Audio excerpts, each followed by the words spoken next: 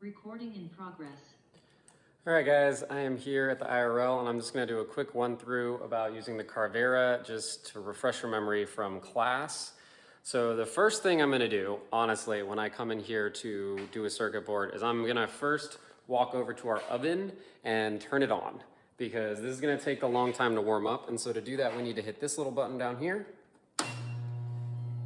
And we need to take a look at the screen, which is right over here. And it will have a default profile, which looks totally fine. It shouldn't be messed up. And you should just hit OK. And when you hit OK, you will see on this screen that it now says working up in this little corner. And it shows a little PCB moving, and these numbers, these little yellow numbers, should slowly start to rise to match the temperature set numbers we see above it. And you can see the power number up here in the corner is also increasing.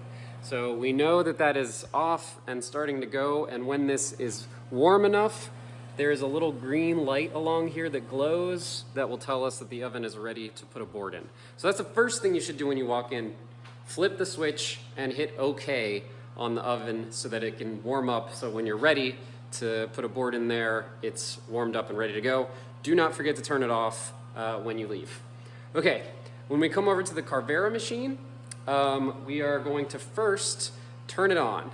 So the on switch is around the back on the right side if you're facing the machine, right? So this side over here, we can reach around, feel up and down a little bit, and we'll hit a button, and it should turn on. Maybe this one was on. Oh no, there it goes. Takes a second. Takes a second, the lights pop on. We see a little green light down here. So we know this guy is ready to go. So that's great. A couple things we're gonna do before we start our print that we should take a look at. First, we have the dust collection system back here. If this is full, you should pull it out and empty it. We're also going to look at our dust shoe.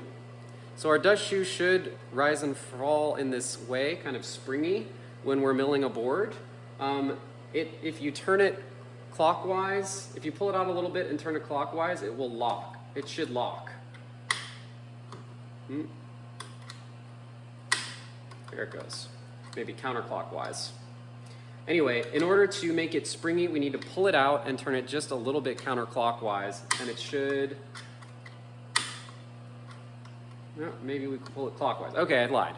We would turn it clockwise, pull it out, turn it clockwise, and then it will be springy. If you turn it counterclockwise, it will snap back to a locked position. Okay, so we want to turn it, pull it out, turn it clockwise so that it is a springy dust shoe. And if you're going to use the laser, you need to remove this dust shoe. We see the laser here with this laser cap on. It should have a cap on the laser. And if you're going to use the laser, be sure that you look down here in this drawer where this yellow film is and tape it up before you do anything. That laser is harmful to your sight. It is different than the little green or red laser we'll see outline our board for us. This is a UV laser. It's not going to be as obvious, but when you use this, make sure to put that yellow film around the outside, and if you need to focus the laser, be sure to use the eye protection that came with the machine and lock people out of the room so that they can't be exposed to the laser if you have to focus it. So that shouldn't apply unless you're doing silkscreen, but just to be clear, yeah, we should have a cover on our laser. Okay, so again, we reach around the side of the machine to turn it on. It lights up, we feel happy, we open it up, we check our dust shoe is in a springy position. We also want to look to see that a bit is loaded into the chuck, and it's missing from the proper slot. So we should have slots 1 through 6, and whatever we need to use for our cut should be in there, right? So we might pull out number 2, which we expect to be a nice engraving bit, and it is. And slot 3 should be a corn bit, and that looks to be what is pulled up right now. So all of that looks to be good. So that's great. So it seems like we're ready to get going. If the machine isn't, okay, yeah, we're ready to get going. So what we're gonna do is we're going to put a PCB into our fixturing plate, and we're gonna use a little spoil board like this, and we're gonna use some double-sided tape, something like this, in order to keep our PCB pressed down on here. And so when we do this, we come down under this little bench here, and you can see we have one thing with a bunch of PCB blanks, some bits, some extra things in case the machine needs to be set up. And if that's true, just find staff to help you do that. So we'll find a PCB blank that fits our spoil board. We can find our parts. So these are our LEDs. Our 1206 resistors are in this box. All the parts you're going to need for this assignment are down here. And then you'll also find a set of tools to help you clamp down your part. So you can see this has all sorts of nice tools. Now we'll just go ahead and open this up. We have the screw driver to clamp things down, a set of screws, some more bits, some little clamps of various types. So this is very helpful for us in order to get going. So the first thing we're going to do is rip some tape off and push our board taped to this spoil board. Okay, so we want a double-sided tape, and we want to make sure if we're only going to cut down here in this bottom corner that that part has tape backing it so that when we cut our entire outline it doesn't lift up. All right, so let's pretend like I stick my I've stuck my piece of PCB stock onto this. Now I'm going to fixture it down. So you can see we want to make sure that it stays nice and tight into the corner. It's hard to do with one hand. And we're going to screw these screws down, and we're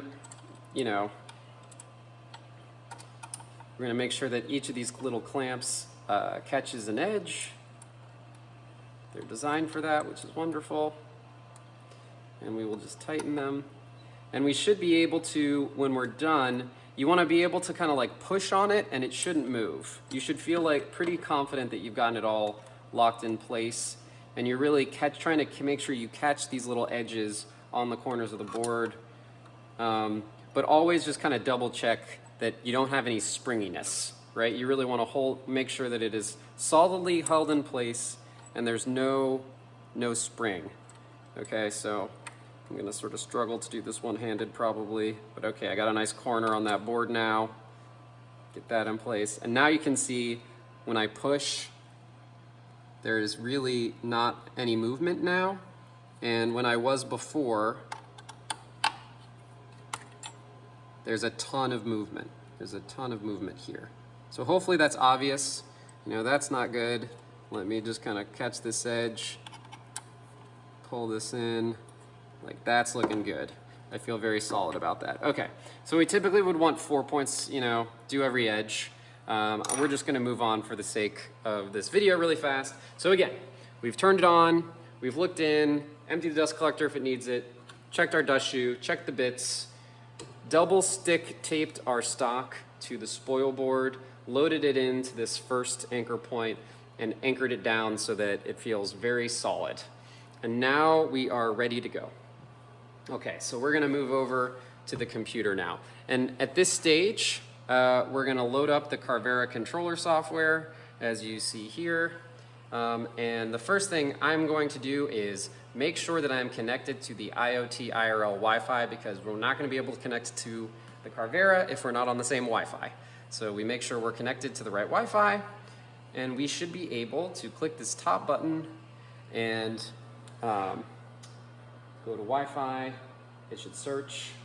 Hopefully it will come up with a machine for us, and it does. We can click on it. It's going to take a little bit of moment, and we should now be connected. And so the first thing I'm going to do is click on this little icon all the way to the right and pull up this little movement dialog, and I'm just going to check that I actually have successfully connected to the machine that I expected. Right, so the machine names are written down here on the corner of each machine, but let's just double check, and I'm going to move -X and just see that it moves. I'm going to try -Y move. I see that it moves. Everything is looking great. and then I'm gonna go ahead and home it. And homing things, this kind of thing is just like how I start up almost any machine that I'm working with. We move it around a little bit, make sure that we understand which way our axes are aligned, and then we home. We always want to home. All right, so that's great. We're connected to the machine. It's doing what we are expecting it to do. So I'm feeling pretty confident we can load up our file and cut it. So let's go ahead and do that. So this button on the bottom left will allow us to upload a file. So I think this is really tricky in this software. It brings us to the tool paths that it has on the machine first, right? And we need to upload one into this selection and from here select it in order for the machine to run it. And the dialogues look almost exactly identical. So the first thing we're gonna do is click Upload File, and it's gonna bring us to our local.